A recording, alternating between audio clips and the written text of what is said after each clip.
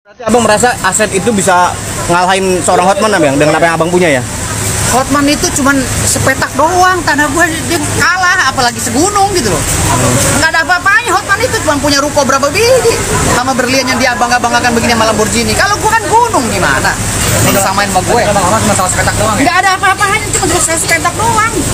Gitu loh. Dan dia emang spesialis sama sepetak. Nggak bisa ngelawan gue. Ya. Bang, abang disuruh pulang kampung sama Bang Hotman. Hotman pulang kampung. Oh enggak, gue lahir di Jakarta, kampung gue di Jakarta, hari-hari gue ditanam di Jakarta. Hotman yang pulang kampung karena dia di sono no. Di Siantar apa di mana tuh ya? Simalungun ya. Lo pulang lo Hotman lo, nggak pantas Jakarta lo. Gue orang Jakarta nih. Lahir di Jakarta ya. Gue mau orang elit ya. Gue kakek gue kerja di istana ya. Bokap gue di istana dan hari-hari gue ditanam di depan istana. Istana presiden ya. Ingat lo, kalau lo suruh pulang kampung, nih kampung gue Jakarta. Walaupun kong nenek-nenek moyang gue di Bima ya. Lo kalau gaul mau gue Hotman. Aduh. Bang Hotman lah. Banyak. Tapi kalau aset gue nggak tahu. Gue punya gunung, Pak. Gue punya gunung, Pak. Serius, di dekat Jakarta, gue punya gunung. Boleh disurvei bareng-bareng. Ada gunung gue. Gitu loh. Jadi ahli waris ngasih gue tuh 4.000 hektar. Gitu loh. Semeternya di situ 5 jutaan, minimal 2 juta. Lu hitung sendiri deh, Dr. Richard Lee. Kalau gue beli Lamborghini serau kali. Masalah Gunung Parung. Gunung Parung dulu lah satu persatu. Masalah gunung yang saya miliki. Gunung yang saya miliki itu ada 111.000 hektar. Ya. Parung hampir semua itu tanah klien saya. Ya.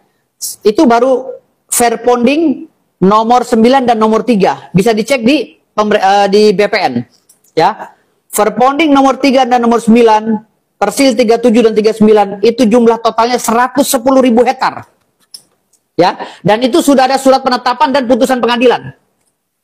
Artinya siapapun yang bangun rumah di situ, siapapun yang bangun perumahan di situ, siapapun berkegiatan di atas tanah saya akan saya gugat.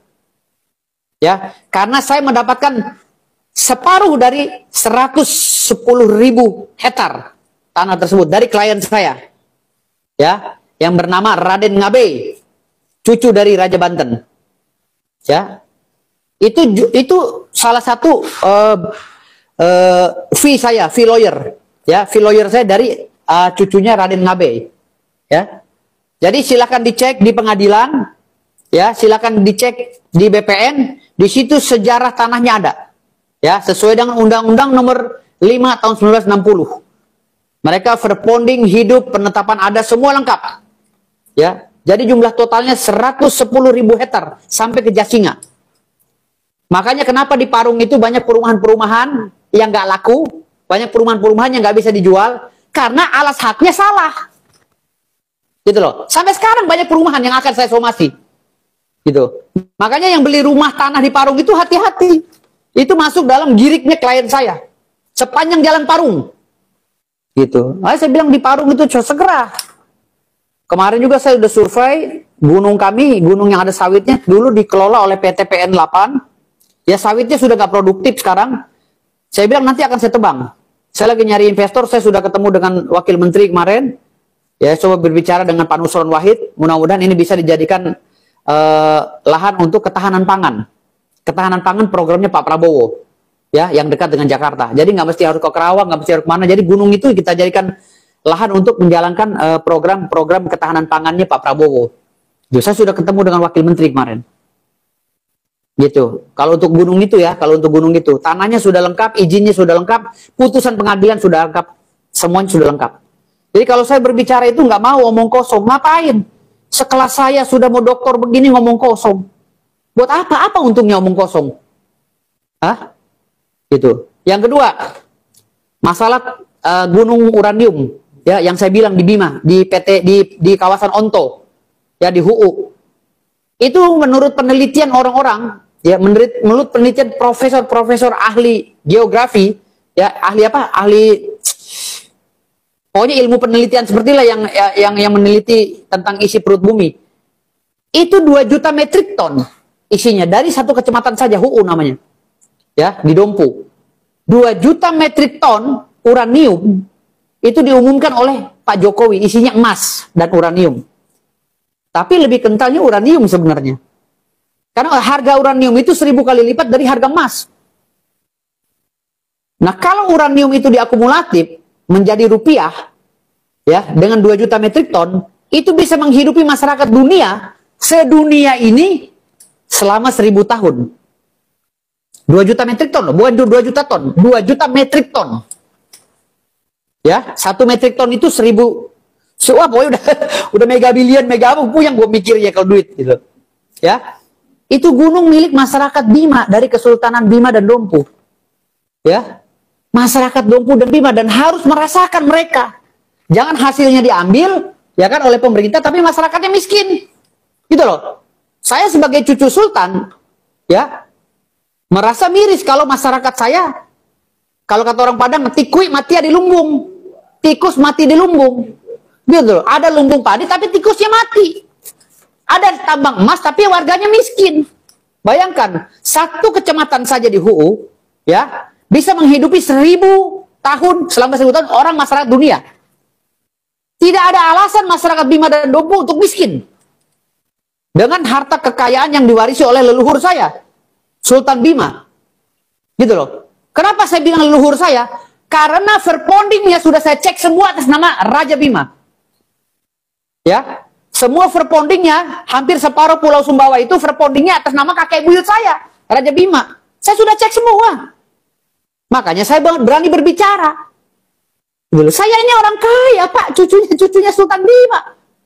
Gitu. Yang saya gaungkan sekarang ini bukan buat kepribadian saya, buat masyarakat saya, orang Bima dan Dompu. Gitu. Makanya saya teriak, orang Bima dan Dompu nggak boleh miskin. Karena dia diwarisi oleh buyut saya sebagai Sultan Bima. Itu gunung-gunung, tanah-tanah yang berisi emas dan uranium. Itu baru 1 kecamatan, Pak. Belum lagi di Sape, Lambu. Belum lagi di, wah pokoknya udah banyak. Gitu. Jadi bukan menghayal saya. Ini cerita berdasarkan penelitian secara empirik. Gitu loh. Ada dasarnya saya berbicara. Dan tokoh-tokoh nasional, profesor ahli penelitian perut bumi itu sudah berbicara. Gitu loh. Dan kita nggak bisa bercanda. Jokowi saja sudah berbicara. Jokowi sudah mengatakan ada 2 juta metrik ton emas dan uranium di Dompu. Bayangkan. Di Bima ada 19 kecamatan. Di Dompu ada berapa kecamatan? 1 kecamatan saja bisa membiayai masyarakat dunia 1000 tahun. Bagaimana kalau kecamatan lainnya di dalam perut buminya? Isinya, wah, gue nggak bisa mikir tuh. Hah? Jadi kalau masyarakat gue nih susah, miskin, orang Bima miskin, gue akan teriak. Gitu loh. Gue nggak terima karena masyarakat gue ini bisa miskin. Ya, perut bumi, emasnya digali oleh orang, tapi masyarakatnya masih miskin di sekitarnya. Gue nggak terima gitu loh. Nah, gue sebagai anak cucunya Sultan berteriak, tolong sejahterakan rakyat saya. Tolong sejahterakan rakyat saya yang ada di Dompu dan Bima. Jangan sampai rakyat Bima melarat. Jangan sampai rakyat Dompu melarat. Hanya itu aja permintaan gue. Gini loh. Kan gini, kita juga nggak bisa nyalain Bang Hotman. Bang Hotman ini kan dia lagi membranding diri dia biar dia laku sebagai pengacara gitu loh. Kalau dia nggak branding diri dia nggak bakal laku jadi pengacara gitu loh. Walaupun dia paksain entah Lamborghini-nya kredit, ya kan, entah berliannya dia cicil kan gitu. Yang penting dia punya penampilan yang eksklusif, dipandang hebat gitu loh. Atau dia beli cash kan, itu mana tahu kan gitu. Artinya kita biarkan aja Bang Hotman begitu. Itu urusan pribadi dia. Dan sekarang gue saling saut-saut dengan Bang Hotman. Bukan gue mengejek dia, tapi gue lagi pegang kuasa. Ya inilah cara kami bekerja. Gitu. Jadi bedanya Bang Hotman sama Bang Firdaus apa? Perbedaan dalam talentanya intinya. Kalau Bang Hotman ngomongnya kan masih ngaco masalah hukum, ya kan? Kalau debat sama gue pasti kalah kan gitu. Bedanya sama gue kalah pinter aja kalau masalah hukum. Tapi kalau masalah brainwash apa segala, dia lebih lumayan lah, di bawah, di atas gue dikit gitu. Tapi kalau masalah otak, jagoan gue, pinteran gue kalau masalah hukum, bicara masalah hukum. Makanya gue minta sama TV, debatlah gue sama Hotman gitu loh. Kasih materi hukumnya apa gitu. Dia suruh debat sama gue gitu. Itu aja kalau menguji cara orang, ya, itu dengan cara itu.